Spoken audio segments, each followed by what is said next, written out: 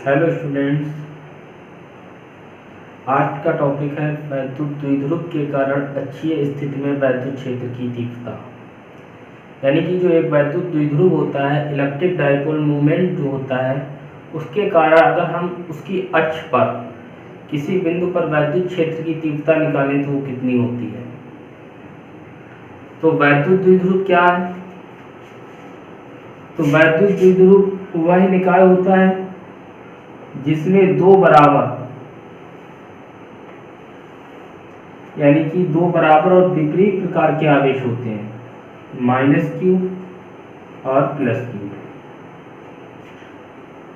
ये वैद्युत द्विध्रुव एक दूसरे से स्मॉल डिस्टेंस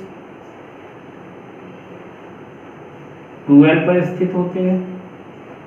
वैद्युत द्विध्रुव हो गया, ये मध्य बिंदु O है और ये इसके बीच की डिस्टेंस हो गई 2l।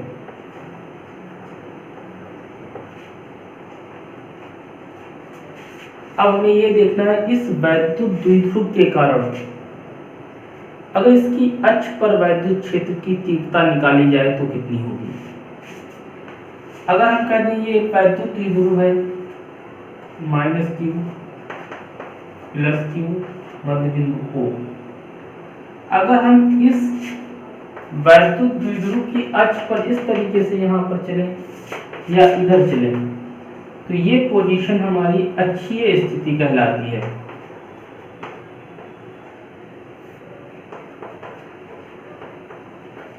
अगर कह दिया जाए हमें यहाँ पर वैद्युत क्षेत्र निकालना है, यहाँ पर वैद्युत क्षेत्र निकालना है, या यहाँ पर वैद्युत क्षेत्र निकालना है, या यहाँ पर वैद्युत क्षेत्र निकालना है, तो ये स्थिति अक्षीय स्थिति कहलाएगी। यानी कि इस स्थिति को एक्सियल पोजीशन कहेंगे। इसके अलावा अगर हम कह दें कि यहाँ पर हमें वैद्युत क्षेत्र की तीव्रता निकालनी है, यहाँ पर वैद्युत क्षेत्र की तीव्रता, यहाँ पर वैद्युत क्षेत्र की तीव्रता, या यहाँ पर वैद्युत क्षेत्र की तीव्रता निकालनी है, तो ये स्थिति हमारी निरक्षीय स्थिति कहलाएगी। तो आज हम सबसे पहले अक्षीय स्थिति में वैद्युत क्षेत्र की तीव्रता का व्यंजक निकालेंगे। अगले टॉपिक में निरक्षीय स्थिति में वैद्युत क्षेत्र की तीव्रता का व्यंजक निकालेंगे। देखिए दोस्तों, यहाँ पर एक वैद्युत द्विध्रुव AB दिखाया गया है। एक वैद्युत द्विध्रुव AB है जो दो बिंदु आवेशों +q और -q से मिलकर बना है, जिनके बीच की दूरी 2l है। तो देखेंगे मध्य बिंदु O से यहाँ की दूरी l, फिर मध्य बिंदु O से A की दूरी l, तो A से B तक की कुल दूरी l + l यानी कि 2l होगी। तो ये वैद्युत द्विध्रुव है। इस वैद्युत द्विध्रुव की अक्ष पर, तो हम मान लेंगे इस वैद्युत द्विध्रुव की अक्ष पर एक बिंदु P है और यहाँ पर हमें वैद्युत क्षेत्र की तीव्रता ज्ञात करनी है। तो कहेंगे माना एक वैद्युत द्विध्रुव AB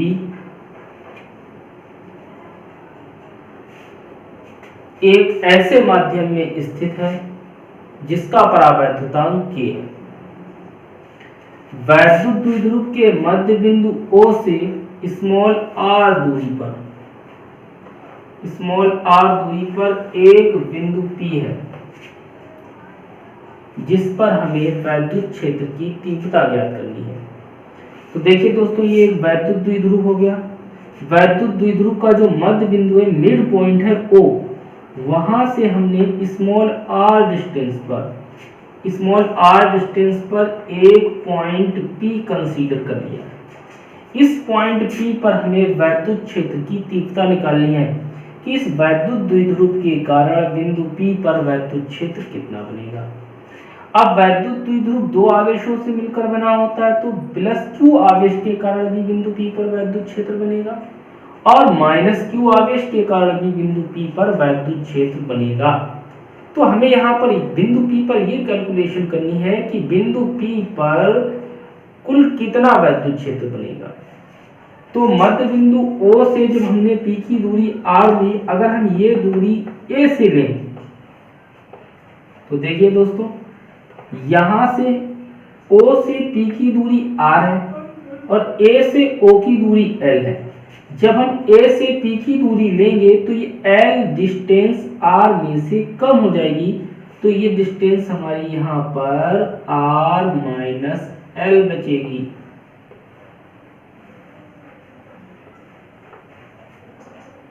ये देखिए बिंदु ए से अब जो पी की डिस्टेंस हो गई वो आर माइनस एल होगी।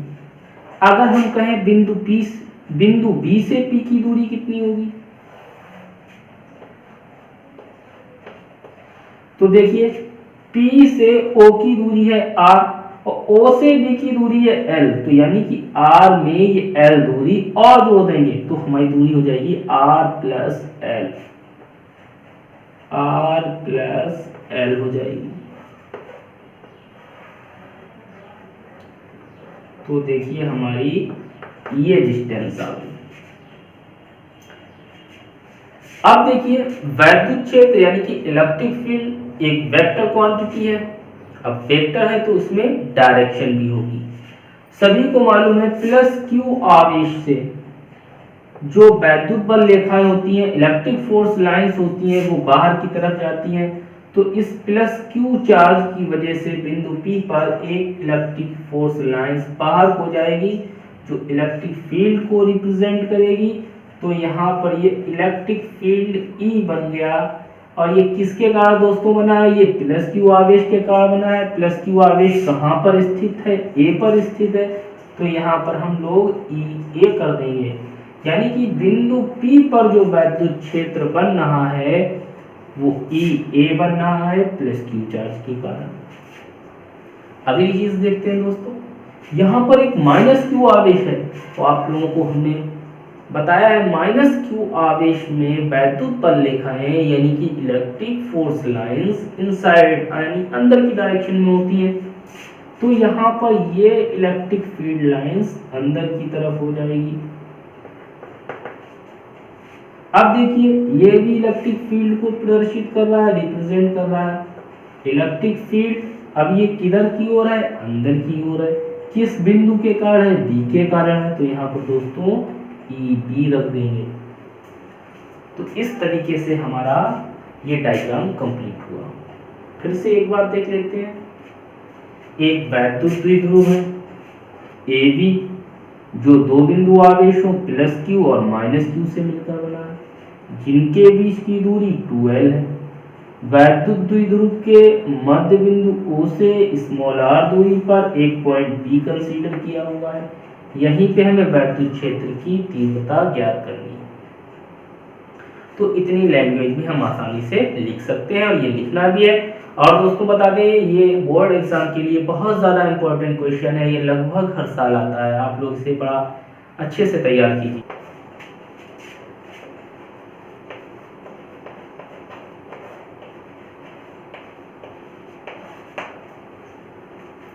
देखिए दोस्तों इतनी लैंग्वेज आपको लिखनी है। माना एक वैद्युत द्विध्रुव AB परावैद्युतांक K वाले माध्यम में स्थित है, जिसके मध्य बिंदु O से स्मॉल r मीटर दूरी पर एक बिंदु P है, जिस पर हमें वैद्युत क्षेत्र की तीव्रता ज्ञात करनी है। अब हम अगला इसके आगे का डेरिवेशन करेंगे। तो सबसे पहले देखेंगे प्लस Q आवेश के कारण बिंदु P पर वैद्युत क्षेत्र। तो प्लस Q आवेश के कारण ये प्लस Q आवेश रहा, बिंदु P पर वैद्युत क्षेत्र कितना बना है, ये बना है। तो सबसे पहले लिखेंगे प्लस Q आवेश के कारण बिंदु P पर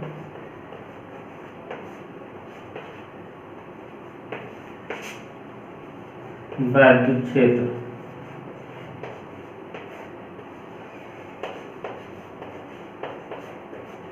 तो देखिए दोस्तों बिंदु P पर जो वैद्युत क्षेत्र है वो EA है, तो हम यहाँ पे लिख सकते हैं EA इज इक्वल टू, अब देखिए हमने बिंदु आवेश के कारण पॉइंट चार्ज के लिए जो तीव्रता का सूत्र पढ़ा था, E बराबर 1/4 pi epsilon naught K into Q/r²। तो यही फार्मूला हमें यहाँ पर यूज करना है। तो बिंदु P पर यहाँ पर तीव्रता EA है, तो E की जगह EA लिख लेंगे तो हो जाएगा 1/4 पाई के into Q upon R square. वहां पर देखिए चार्ज हमारा प्लस क्यू है, तो ये क्यू हो गया upon R square. Distance R square है, लेकिन यहाँ पर ए से पी की दूरी r माइनस एल है, इसलिए यहाँ पर हम r माइनस एल का होल स्क्वायर कर देंगे। ये बात समझ में आई होगी दोस्तों। अब वैद्युत क्षेत्र सदिश राशि है, सदिश है तो इसमें दिशा होगी। तो देखिए इसमें वैद्युत क्षेत्र की दिशा ए से पी की ओर, यानी ये तीर बाहर की ओर गया है, तो ए से बाहर गया है, किधर गया है, पी की ओर गया है, तो इसकी दिशा होगी, आगे लिख देंगे ए पी दिशा में।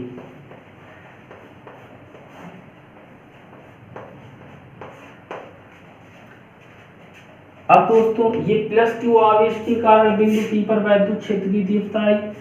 अब माइनस क्यू आवेश के कारण बिंदु पी पर वैद्युत क्षेत्र की तीव्रता देखेंगे, तो इसके नीचे लिखेंगे माइनस क्यू आवेश के कारण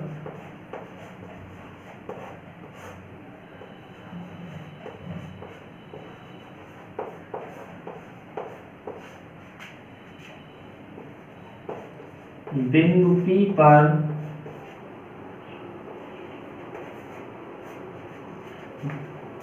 वैद्युत क्षेत्र की तीव्रता, बिंदु पी पर वैद्युत क्षेत्र।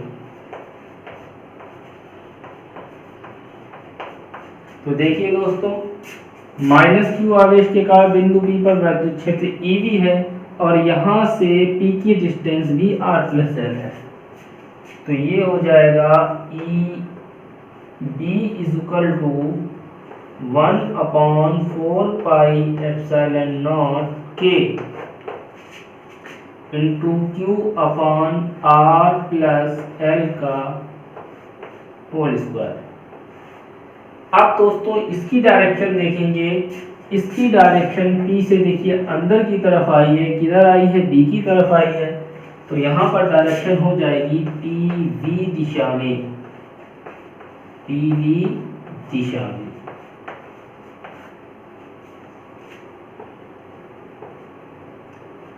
अब दोस्तों देखिए यहाँ पर वैद्युत क्षेत्र दो दिशाओं में है, ई ए के कारण बाहर की ओर है, ई बी के कारण अंदर की ओर है, यानी कि एक इस साइड में वैद्युत क्षेत्र है, एक इस साइड में है, यानी कि इस तरीके से अपोजिट डायरेक्शन में इलेक्ट्रिक फील्ड है।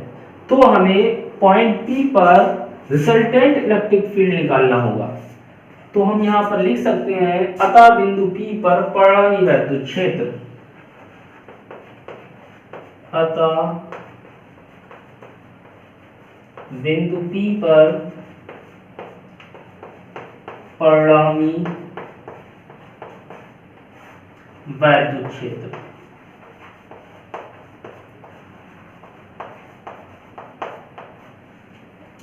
अब दोस्तों जब परिणामी वैद्युत क्षेत्र ले जाए निकालेंगे, तो परिणामी वैद्युत क्षेत्र की तीव्रता का फार्मूला होगा E is equal to EA plus EV। लेकिन हम यहाँ पर देख सकते हैं, यहाँ पर वैद्युत क्षेत्र की जो दिशाएं हैं वो विपरीत है, एक इस डायरेक्शन में है, दूसरा इस डायरेक्शन में है, यानी कि एक दूसरे से अपोजिट इस डायरेक्शन में है। इसलिए यहाँ पर जब अपोजिट होगा तो यहाँ पर प्लस की जगह पर हम माइनस ले लेंगे, तो हमारा रिजल्टेंट इंस्टेंसिटी का फॉर्मूला बनेगा E is equal to EA minus EV. So we can write as this formula E is equal to EA minus EV.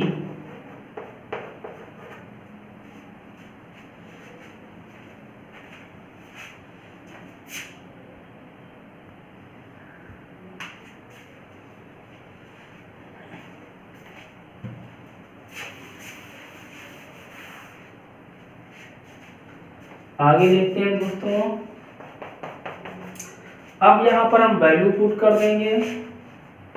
E is equal to EA की वैल्यू ये रही 1/4 पाई एप्सिलॉन नॉट के into Q upon R minus L का whole square, minus ये minus आ गया, EV की value ये रही 1/4πε0 इंटू Q/R+L का होल स्क्वायर। सिंपल मैथमेटिक्स यहाँ पर लगाते हैं। देखिए 1/4πε0 इंटू Q कॉमन मिल जाएगा यहाँ से, तो हम इसे ऐसे भी लिख सकते हैं, Q यहाँ से कॉमन मिल गया और 4πε0 यहाँ से कॉमन मिल गया, तो हमारा फार्मूला बचता है 1/R-L का होल स्क्वायर माइनस 1/R+L का होल स्क्वायर। थोड़ी सी और दोस्तों कैलकुलेशन कर लेते हैं। E इक्वल टू Q/4πε0 अब देखिए यहाँ पर एलसीएम ले लेंगे, एलसीएम मिल जाएगा R-L का होल स्क्वायर इंटू R+L का होल स्क्वायर। इसका मल्टीप्लाई इधर कर देंगे, इसका मल्टीप्लाई इधर कर देंगे, ये बन जाएगा R+L का होल स्क्वायर माइनस R-L का होल स्क्वायर। आगे देखते हैं दोस्तों, E इक्वल टू Q/4πε0 यहाँ पे दोस्तों a प्लस बी का होल स्क्वायर लगाएंगे तो ये हो जाएगा R square plus L square plus 2RL, यानी कि a प्लस बी का होल स्क्वायर होता है a square plus B square plus 2ab, तो यहाँ पे हो गया R square plus L square plus 2RL। अब देखिए दोस्तों यहाँ पे थोड़ा सा ध्यान रखना है, ये माइनस है और यहाँ पे अभी ब्रैकेट भी है, तो इसलिए हम सावधानी के लिए ब्रैकेट लगा लेते हैं। अब यहाँ पर a माइनस बी का होल स्क्वायर लगेगा, तो a square minus B square minus a square plus B square minus 2ab, तो यहाँ पे हो जाएगा R square plus L square minus 2RL। अब देखिए अगर दोस्तों ये ब्रैकेट हटाया जाए तो यहाँ पर देखिए माइनस R हो जाएगा और ये पॉजिटिव, तो ये निगेटिव, ये भी निगेटिव हो जाएगा और जो निगेटिव है ये दोस्तों पॉजिटिव बन जाएगा। अब आप इसे आसानी से समझ सकते हैं। अपान में यहाँ पर देखिए कैलकुलेशन इसे ऐसे लिख सकते हैं, R स्क्वायर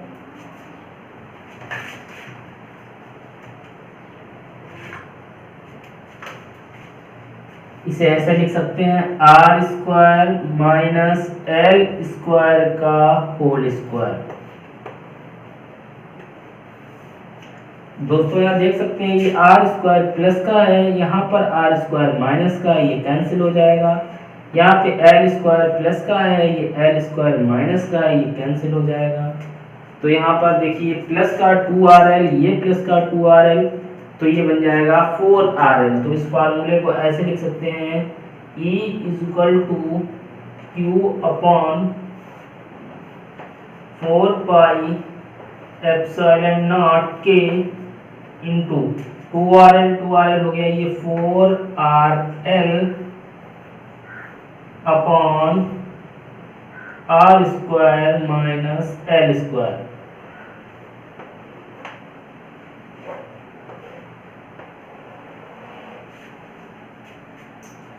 आगे देखिए, अब देखिए इसे ऐसे ही लिख लेंगे, E इक्वल टू Q/4πε0 इसे देखिए दोस्तों ऐसे ही लिख लेते हैं। अब देखिए ये जो 4RL है इसे 2 इंटू 2 लिखा जा सकता है, मैं इसे ऐसा लिखता हूँ 2L into 2R upon R square minus L square. यहाँ पर होल स्क्वायर भी दोस्तों चल रहा है का होल स्क्वायर। देखिए दोस्तों ये 4RL था तो 2 इंटू 2 4 हो गया और ये RL हो गया।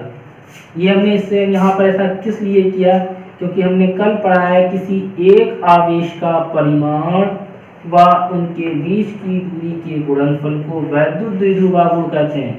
देखिए दोस्तों, यहाँ पर ये Q इंटू 2Lp बन गया, तो इसकी जगह पे हम यहाँ पर P पुट कर सकते हैं। तो हमारा फार्मूला बन जाएगा E is equal to 1/4 pi epsilon naught K into, यहाँ पर देखिए दोस्तों Q इंटू 2L की जगह P आ जाएगा, तो ये बन गया 2PR upon R square minus L square का होल स्क्वायर। देखिए दोस्तों, ये एक इम्पोर्टेंट फार्मूला यहाँ पर निकला हुआ है, इसे कवर कर लेंगे, इसे अच्छे से नोट करिए।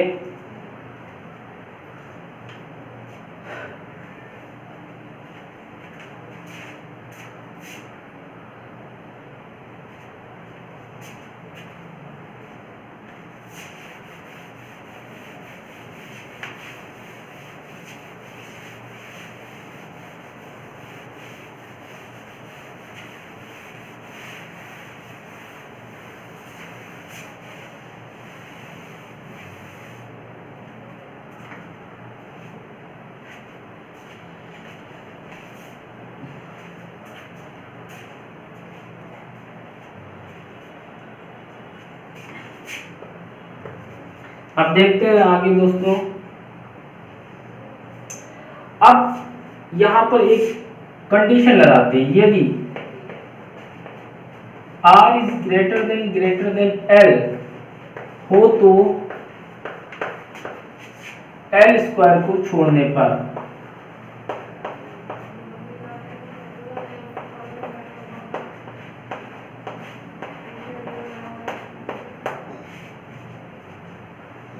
देखिए दोस्तों, यहाँ पर अगर हम ये कह रहे, देखिए ये डिस्टेंस R है, ये डिस्टेंस L है, अगर अभी भी देखें तो ये R की कंपैरिजन में L डिस्टेंस छोटी है।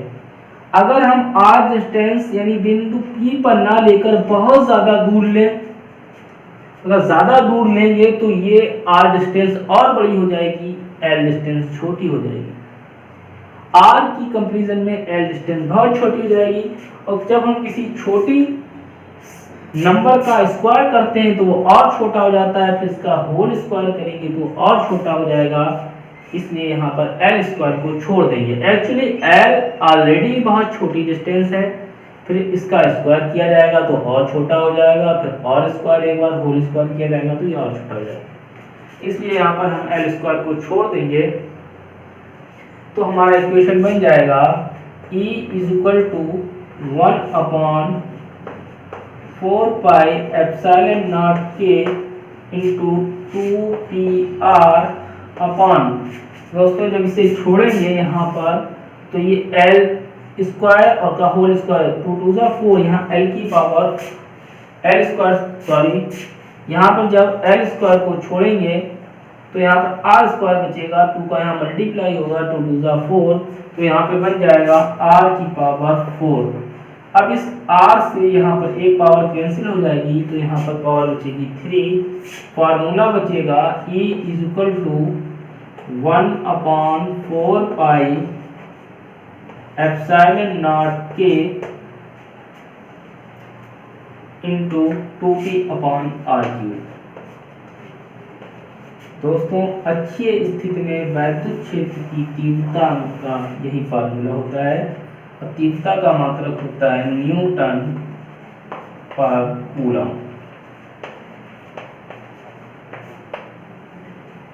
अब दोस्तों अगर हम यहां से कह दें कि वैद्युत द्विध्रुव वायु या निर्वात में स्थित हो, अभी हमने कहा था ऐसे माध्यम में स्थित है जिसका परावैद्युतांक K है।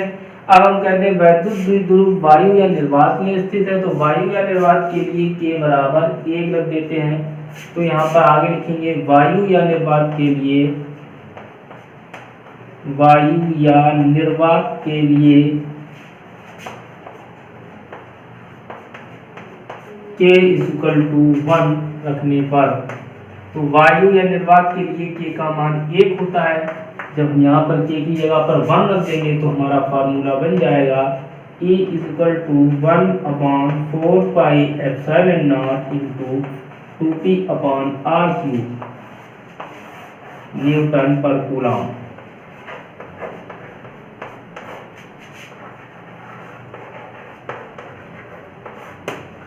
दोस्तों ये बहुत इंपॉर्टेंट फार्मूला है, आप लोग इसे अच्छे से तैयार करें। अगले वीडियो में हम निरक्षीय स्थिति में वैद्युत क्षेत्र की तीव्रता का व्यंजक निकालेंगे। Thank you very much.